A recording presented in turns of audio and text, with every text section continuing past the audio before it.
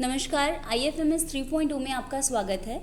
आज हम आपको एम्प्लॉय ट्रांसफ़र मैनेजमेंट के बारे में बताएंगे, जहां पर अगर आपको किसी भी एम्प्लॉय को रिलीव करना है या किसी एम्प्लॉय को ज्वाइन करवाना है अपने ऑफिस में, तो आप इस प्रोसेस को यूज़ कर सकते हैं।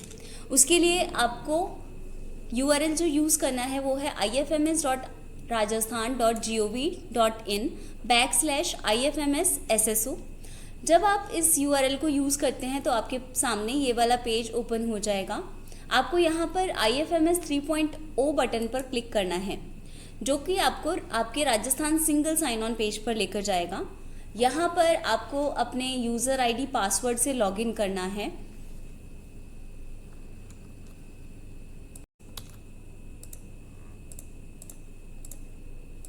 इस तरह से कैप्चा कोड आपको एंटर करना होगा।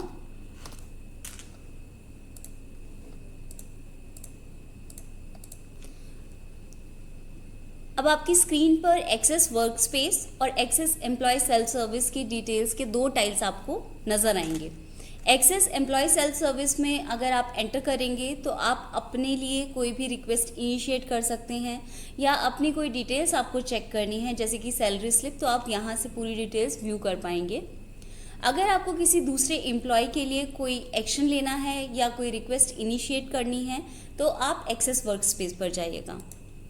यहाँ पर फर्स्ट रो जो होते हैं, जहाँ पर डेस्क 1 डेस्क 2 आपको नज़र आ रहा है, ये बताता है कि आप कौन से डिपार्टमेंट कौन से ऑफिस ID से मैप हैं, और सेकंड रो में आप उस ऑफिस पर किस रोल पर मैप हैं वो आपको यहाँ पर नज़र आएगा। अब आपको अपने ऑफिस से किसी एम्प्लॉय को ज्वाइन करवाना है या उनको रिलीव करना है तो उसके लिए आपको सिस्टम में एंटर करना होगा।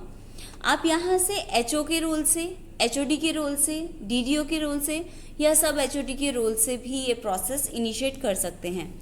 उसके लिए आपको सिस्टम में एंटर करना होगा। एम्प्लॉय मैनेजमेंट पर क्लिक कीजिएगा। एम्प्लॉय मैनेजमेंट पर एम्प्लॉय ट्रांसफ़र मैनेजमेंट में आपको जाना है। अगर आपको किसी एम्प्लॉय को रिलीव करना है तो आप रिलीविंग पर क्लिक करेंगे और देखिए इस तरह से आपके पास एक पेज ओपन होगा। यहाँ पर जो आइटम्स पर पेज हैं उसको आप 100 काउंट तक पर पेज लेकर आ सकते हैं। सर्च लिस्ट करने के लिए आपको जो ऑप्शंस दिए गए हैं वो हैं all, by name, by employ ID और बाय ग्रुप। आप उस पर्टिकुलर एम्प्लॉय को सर्च कर सकते हैं। यहाँ पर देखिए एम्प्लॉय कोड में अगर आप यहाँ पर क्लिक करेंगे तो आपके पास उस एम्प्लॉय की डिटेल्स जो होंगी वो आपके सामने आ जाएंगी, जहाँ पर उनकी बेसिक डिटेल्स आपको नज़र आएंगे और जितने अलाउंस और डिडक्शंस उनकी सैलरी से हो रहे हैं, जैसे कि SI प्रीमियम वगैरह, वो सब आपको यहाँ पर विजिबल होगा और उनकी नेट सैलरी यहाँ पर आपको नज़र आ जाएगी।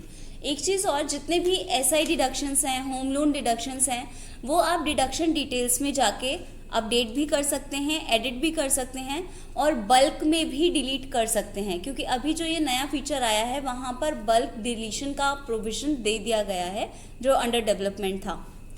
तो इस तरह से आप बल्क डिलीशन भी कर सकते हैं। SI, होम लोन, LIC की डिटेल्स भी आप यहाँ से एंटर कर सकते हैं, एडिट कर सकते हैं, डिलीट कर सकते हैं।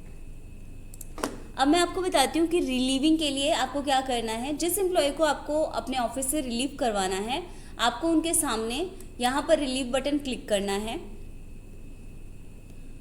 ये सारे पेज पर जो भी मैंडेटरी फील्ड्स हैं आपको फिल करनी है, जैसे रीज़न फॉर ज्वाइनिंग।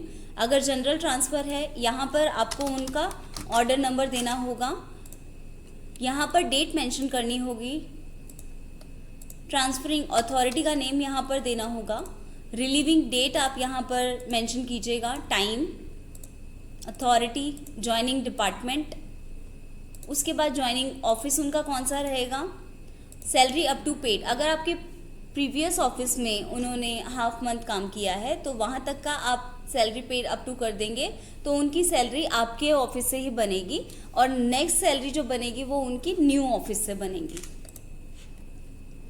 यहाँ पर आपको उनके बैलेंस काउंट देने हैं जो उनकी लीव्स के रह चुके होंगे। डॉक्यूमेंट टाइप देना है, अगर आपने ट्रांसफ़र ऑर्डर हुआ है तो ट्रांसफ़र ऑर्डर यहाँ पर अपलोड करना होगा। अगर उनको सस्पेंड किया गया है तो आपको सस्पेंशन ऑर्डर यहाँ पर अपलोड करके ओके करना होगा।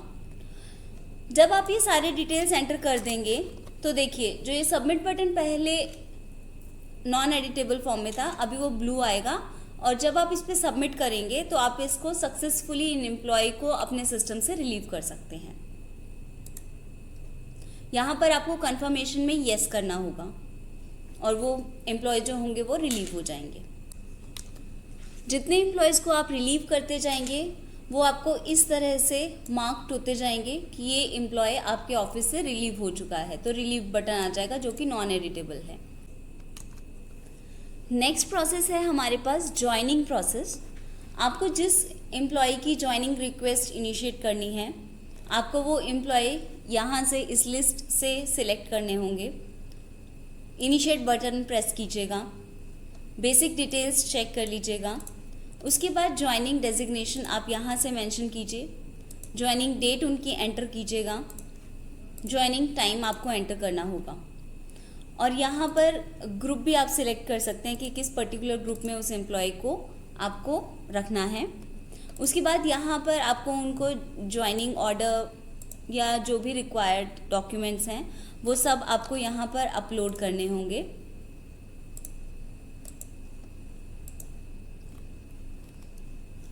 और उसके बाद आपको रिक्वेस्ट सबमिट करनी होगी। तो ये पूरा ज्वाइनिंग रिलीविंग का प्रोसेस मैंने आपको बताया, जो कि आपको एम्प्लॉय मैनेजमेंट के अंदर एम्प्लॉय ट्रांसफ़र मैनेजमेंट में मिल जाएगा। Thank you.